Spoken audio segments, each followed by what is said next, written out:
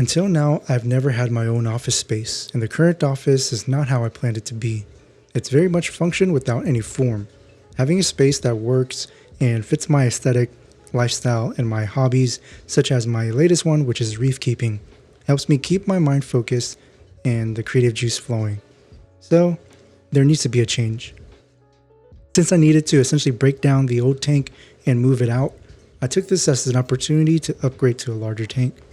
That meant I needed to increase my reefscape by smashing large rocks using superglue and epoxy to put these smaller rocks back into bigger rocks. Definitely a fun project, and it was incredibly relaxing. I also think the new fish loves it as well. This isn't a reef keeping channel, so I'll keep this area of the project to a minimum, but hit the thumbs up if you have a fish tank of your own, and leave a comment down below whether it's a salt or a freshwater aquarium. With the new tank in, it's time to tackle the main focus wall. I wanted to really highlight this wall, so I'm going with my favorite pattern, which is slats. Instead of making the slats like I did in the previous house, I went with a pre-manufactured product from Posh Wood. They sent over a set of samples for me to review, which were the walnut, charred oak, and oak with gray felt. But I went with their matte black, and it looks so sleek. The product comes with a felt back, which helps dampen the sound in the space. That's going to be great because I'm doing voiceovers in this room as well. The felt back is going to help with some of the reverberation that I get in my recording before having to edit it out. To cut these panels down to the right height, I'm using my table saw, but you can use a jigsaw or a circular saw with a straight edge. The wood strips were solid black through and through, so I didn't need to do any touch up on the edges, but it helps with tear out to use a high tooth count blade and use some painter's tape for the area that you're going to cut. For this wall, I ended up with 10 panels since each box came with 2, but I only needed 9 total panels to cover the entire wall. There was an outlet that I needed to change to match the black, but overall, it was a simple install.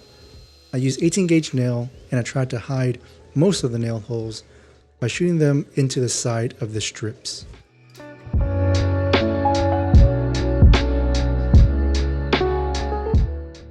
With the panels in place, I'll start building the new desktop. I'm limiting myself on the budget here, so I'm going to reuse the old sit stand base and build a much larger top since the previous one didn't give me a lot of working space. The new top measures 30 inches deep and 74 inches wide, and I'm using 3/4 inch white oak plywood with a solid white oak edge banding. It's one of my favorite woods to use, and it really goes well with black and white. For the sit stand base, I didn't find that I used the standing option, or I didn't work standing up that often, so I'm just going to totally forget about it. I'm going to set the base at a certain height and leave it as that.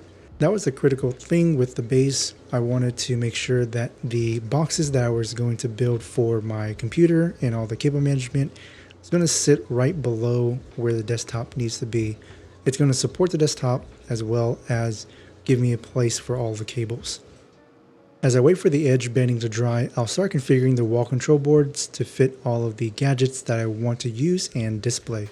I wanted the focal wall to be a display of all the favorite gadgets that I have and the items that I use on a daily basis. I'm the type of person that if I don't see the tool because it's hiding in a drawer or in a closet, I'll probably forget that it's there and never use it. So having them displayed in an organized manner will allow me to reach out to it more often, and with the organization, I'll remind myself to place it back where it needs to be. That way it's not going to just end up on my table. I wanted to include a charging station for all my batteries as well. These needed to be attached with zip ties, while the other items could be hung on the clips that were included in the set. The way that it's organized is on the left section, I have all my batteries for household items and my camera, as well as the camera lens and camera body. At the bottom would be regular knickknack items like business card and USB sticks that seem to just be all over the place. Now they'll have a bin of their own. On the right side, I have the video gear and mounts for my tripod and gimbal, and also a few books from designers that inspires me. By now, the edge banding should be dried, so I can start sanding the tops and apply the finish. First thing I'll do is I'll cut it to the right length. I built 2 tops as well as 2 bases that would house the computer and hard drives. When sanding plywood, you don't want to use a coarse grit sandpaper like an 80 grit or 100 grit since they can sand away the top wood veneer layer.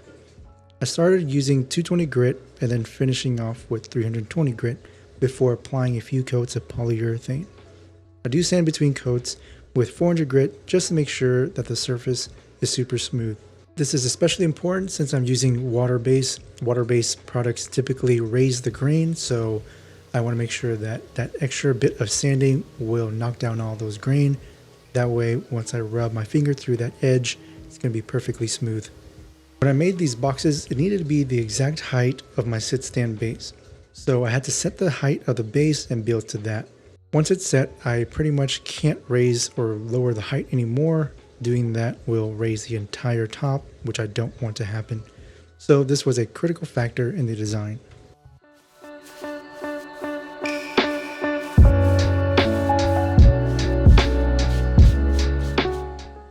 You don't realize how much stuff you have until you actually clean it out. And boy, was this table in need of some organization.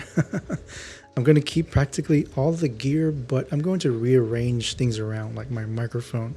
It's going to go closer to the slat wall. The riser that I designed and am still developing will stay since I like having the monitors elevated, and it'll provide some space below and above for extra storage.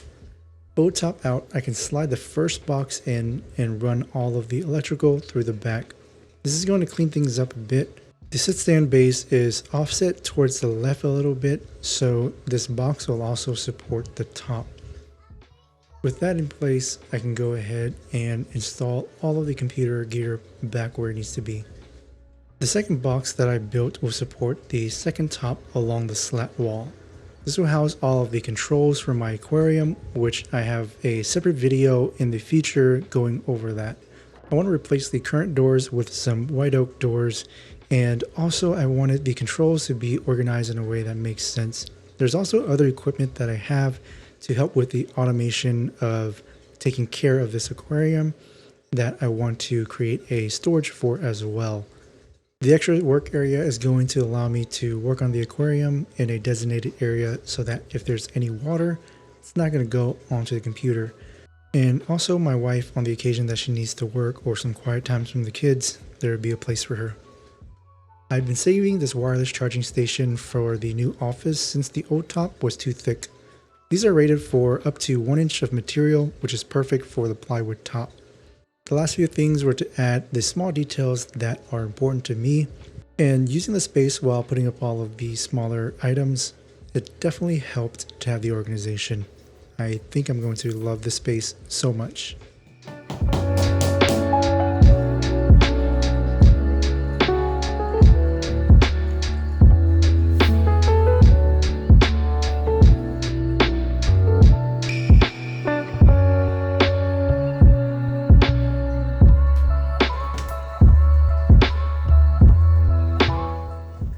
I think part of me always felt that having an office space was kind of like a waste of a room.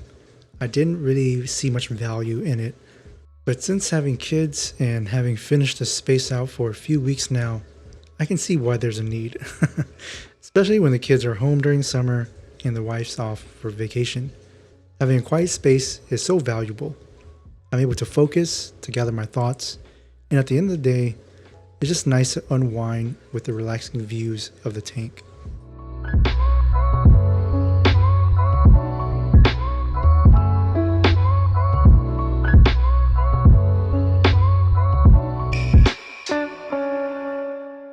Until next time, this has been Bao Design Craft Workshop. See ya.